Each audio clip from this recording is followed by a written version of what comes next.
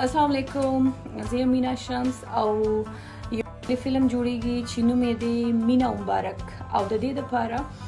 د دې ویډیو مقصد دا دی چې د دې فلم لپاره نیو ټیلنٹ پکار دي، نیو فیسز پکار دي او د هغې لپاره به په نشترحال کې 12 13 14 باندې اډیشنز شو کیږي چې پکې به سلیبریټیز راځي او هغه به د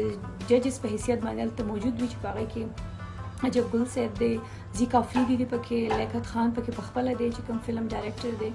او لیلا خان دی پکې، نور داسې ناموړي ارشد حسین دی پکې. دا به ټول ججز وي او هغه سټوډنټس چې هغې شوق لري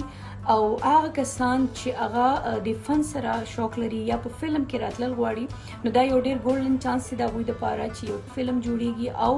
په خاص توګه باندې دی کې چینج او بدلون په دې وجه دی چې دا فیملی فلم دی او دا په فیملی سره کتلی کېږي. فیملی مینز فیملی، دیټس وای دی کې د نیو ټیلنٹ او د نیو فیسز ضرورت دی. نو تاسو پلیز